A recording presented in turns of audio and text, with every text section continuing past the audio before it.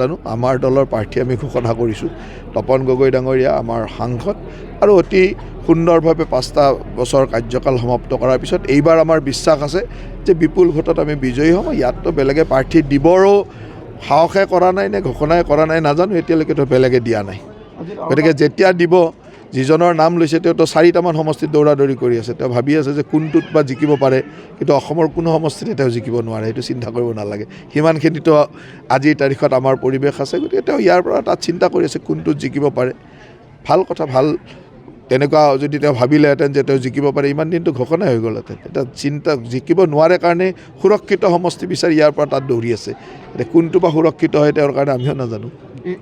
কংগ্ৰেছে AYDFৰ তালিকা চাহে তালিকা প্ৰস্তুত কৰিব। আচলতে কংগ্ৰেছৰ তাত মানুহ নাই। কথাটো হ'ল যে AYDFৰ কোনোবা টিকট নোপোৱাই গৈ কংগ্ৰেছৰ ওচৰলৈ গ'লে তেওঁক টিকট দি ক'ৰবাত ভোট ল'ব পাৰে নেকি, সেইটো চিন্তা কৰি আছে। সেইকাৰণে AYDFৰ তালিকাখনলৈ ৰখি আছে, কাৰণ কংগ্ৰেছ আৰু AYDF একেটাই পাৰ্টি, এইটো A team B team.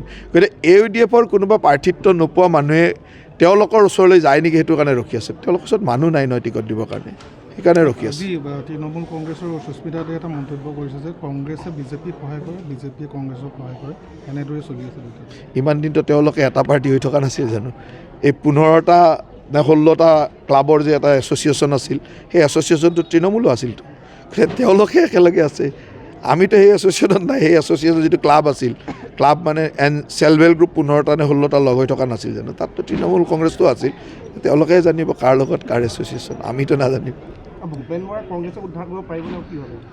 Bhupen Bora হ'ল অসমৰ ৰাজনীতিৰ আটাইতকৈ ডাঙৰ পলিটিকেল জকাৰ, ৰাজনৈতিক জকৰ বুলি যে কয় সেইজন। গতিকে তেওঁ এজন জকৰে ভাল ৰস দি থাকে। চাৰ্কাছত যেনেকৈ জকৰজন ওলালে সকলোৱে হাত চাপৰি মাৰে, ভাল লাগে, ফূৰ্তি লাগে। কিন্তু জকৰজনটো চাৰ্কাছৰ মেইন মানুহ নহয়, চাৰ্কাছৰ মেইন মানুহজন বেলেগ। এতিয়া চাৰ্কাছৰ মেইন মানুহ তেওঁ কেতিয়া হ'ব নোৱাৰে, তেওঁ হ'ল পলিটিকেল জকাৰ। পলিটিকেল জকাৰ হিচাপে যোগ কৰি থাকিব, আপোনালোকে আনন্দ লৈ থাকিব, আমিও আনন্দ লৈ থাকিম, ইমানেই। কিমান বছৰলৈ কংগ্ৰেছ তেনেকুৱা অৱস্থা? চাওক, যেতিয়ালৈকে এনেকুৱা জকৰৰ নেতৃত্বত ৰাজনীতিক দল চলিব তেতিয়ালৈকে তেনেকৈ চলিব। যিদিনাখন নেতৃত্ব ল'ব পৰা মানুহ ওলাব তেতিয়া বেলেগ কথা। আজিৰ তাৰিখত এজন জকৰে চাৰ্কাছখন চলাই আছে। এতিয়া চাৰ্কাছখনতো জকৰৰ ওপৰত নচলে, জকৰৰ ওপৰত মানুহে আনন্দ লয়, ৰস লয়, ইমানেই। চাওক, আজিৰ তাৰিখত অলৰেডি লোকসভা আৰু ৰাজ্যসভাত পাছ হৈ গ'ল। ই এখন আইন, ই গৃহীত হোৱাৰ কি কথা আছে? এইটো আইন হৈয়ে গ'ল। এই আইনখন বাতিল কৰাৰ এটাই ব্যৱস্থা, সেইটো হ'ল উচ্চতম ন্যায়ালয়। এতিয়া উচ্চতম ন্যায়ালয়লৈকে যাব লাগে। যিসকলে নামানে তেওঁলোকে উচ্চতম ন্যায়ালয়লৈকে যাব লাগে, উচ্চতম ন্যায়ালয়ত এপিল কৰিব লাগে, যেনেকৈ IMDTত এপিল কৰিছিল। কাৰণ খনতো অলৰেডি গৃহীত, ইয়াততো আৰু ক'বলগীয়া একোৱেই নাই। এতিয়া কিছুমান মানুহে যোৱা সময়ত নামত এখন দোকান খুলি কোনোবা সাংসদ হ'ল, অজিত ভূঞা নামৰ এজন সাংসদ হোৱা নাছিল, তেওঁ কেতিয়াবা কথা তাত ক'লে নেকি? কোৱাটো নাই।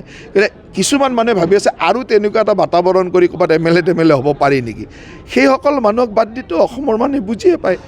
যিসকলে প্ৰকৃতাৰ্থত বেয়া পায়, খন নোহোৱাটো বিচাৰে, তেওঁলোকে অত্যন্ত আগ্ৰহেৰে তেওঁলোকে সুন্দৰভাৱে উচ্চতম ন্যায়ালয়লৈকে যাব লাগে। তাত যুক্তিৰে খন কিয় গৃহীত হ'ব নালাগে বা তাৰ বিৰুদ্ধে কাম কৰিব লাগে, সিমানেই কথা।